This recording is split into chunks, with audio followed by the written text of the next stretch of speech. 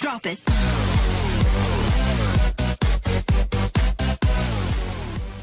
Assalamualaikum warahmatullahi wabarakatuh. Berjumpa lagi di channel ini, dan kita sekarang memasuki kepada pembelajaran tema 2 subtema 2 pembelajaran 1, yaitu tentang pentingnya udara bersih bagi pernapasan. Tapi sebelum menyaksikan video ini, silahkan kalian klik subscribe dan aktifkan lonceng notifikasinya agar kalian mendapatkan pemberitahuan video-video selanjutnya dari channel ini. Selamat menyaksikan.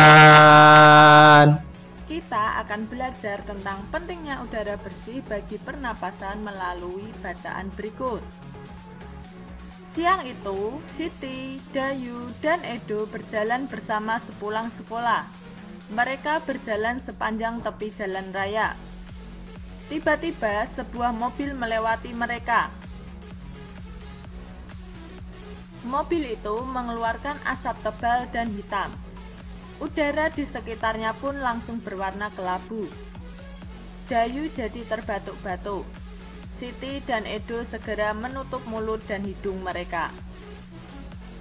"Kita berhenti dulu sebentar, teman-teman," pinta Dayu kepada Siti dan Edo. "Baiklah, kita berteduh di bawah pohon rindang itu saja," ajak Siti. Dayu, Siti, dan Edo lalu berjalan menuju pohon rindang. Mereka berhenti sejenak di bawah kerimbunan daun pohon itu. Dayu menengadahkan kepalanya, lalu menghirup napas. "Ah, segarnya udara di bawah pohon ini. Aku jadi tidak batuk-batuk lagi," kata Dayu. "Kira-kira mengapa Dayu batuk-batuk? Dan mengapa kita merasa nyaman saat berada di bawah pohon rindang?" Untuk menjawab pertanyaan berikut, yuk cari tahu. Dayu batuk-batuk saat menghirup udara bercampur asap kendaraan bermotor. Sebaliknya, saat menghirup udara di bawah pohon rindang, Dayu merasa nyaman. Udara di bawah pohon rindang terasa segar. Sedangkan asap kendaraan bermotor menjadikan udara kotor. Udara kotor menyebabkan gangguan pernapasan. Apa saja penyebab terjadinya gangguan pernapasan? Berikut kita akan mempelajari tentang faktor-faktor penyebab gangguan pernapasan. Yang pertama ada faktor fisik, yang kedua faktor penyakit, dan yang ketiga faktor lingkungan. Mari kita bahas satu persatu. Yang pertama, faktor fisik. Adanya kelainan pada organ pernapasan dapat menyebabkan gangguan pernapasan. Misalnya, pada bayi terlahir dini atau prematur, organ pernapasannya mungkin belum sempurna, sehingga memerlukan alat bantu pernapasan. Yang kedua, faktor penyakit. Banyak penyakit menyebabkan gangguan pernapasan. Misalnya, influenza, asma, bronkitis, emfisema, dan kanker paru-paru. Dan faktor yang terakhir yaitu faktor lingkungan. Kita bernapas untuk menghirup oksigen. Lingkungan kotor, asap kendaraan, asap pabrik, dan asap rokok mencemari udara. Udara tercemar menyebabkan ketersediaan oksigen menipis, sehingga kita merasa sesak saat bernapas. Kamu telah mengetahui berbagai penyebab gangguan pada pernapasan manusia. Salah satu faktor penyebab gangguan pernapasan adalah lingkungan. Banyak berita tentang pengaruh lingkungan bagi kesehatan, terutama pernapasan. Berikut cuplikan salah satu berita di majalah Tempo, edisi 21-27 September 2015, yang berjudul "Kuldesak Lantaran Jerebu". Aroma sangit asap dari lahan yang terbakar menusuk hidung warga Pekanbaru Riau. Pada Selasa pekan lalu, seantero kota diselimuti kabut. Jalanan lengang dan pagi itu meredup lantaran sinar matahari tersaput asap.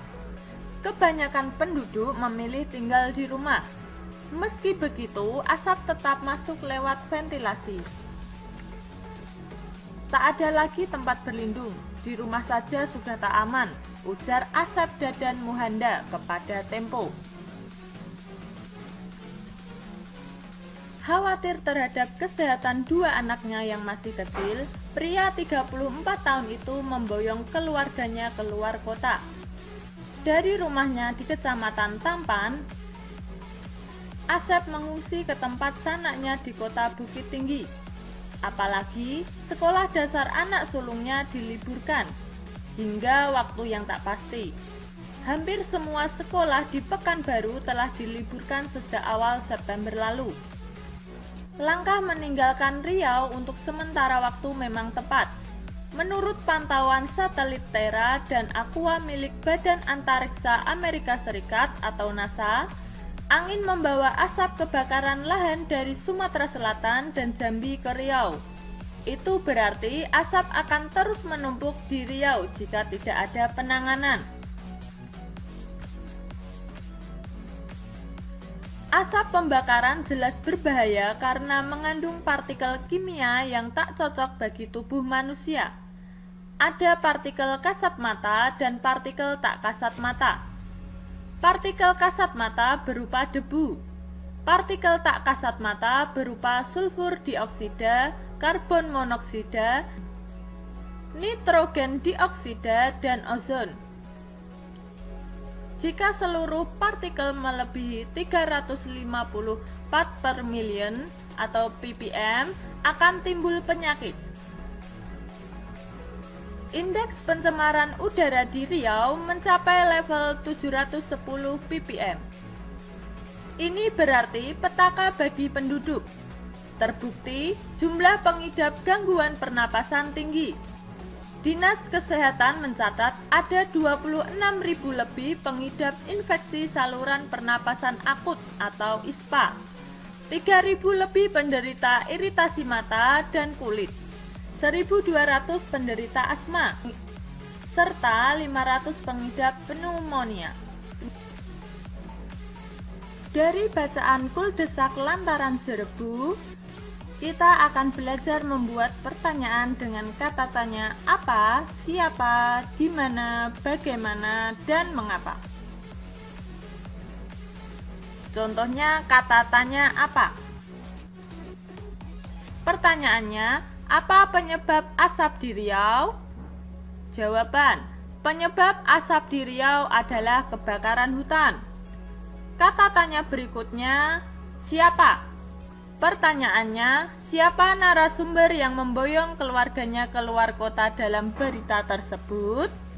Jawaban, narasumber yang memboyong keluarganya keluar kota dalam berita tersebut bernama Asep Dadan Muhanda. Kata tanya berikutnya, di mana? Pertanyaannya, di mana kebakaran hutan terjadi? Jawaban, kebakaran hutan terjadi di Sumatera Selatan dan Jambi. Kata tanya berikutnya, bagaimana? Pertanyaannya, bagaimana upaya penduduk Riau menyelamatkan diri dari bahaya asap? Jawaban, sebagian penduduk Riau keluar wilayah sementara waktu untuk menyelamatkan diri dari bahaya asap. Dan yang terakhir, kata tanya mengapa? Pertanyaannya, mengapa langkah meninggalkan Riau sementara waktu dianggap tepat? Jawabannya, langkah meninggalkan Riau sementara waktu dianggap tepat karena angin membawa asap kebakaran dari Sumatera Selatan dan Jambi ke Riau. Demikian pembelajaran pada video kali ini, semoga bermanfaat ya, dan sampai jumpa di video selanjutnya. Bye-bye.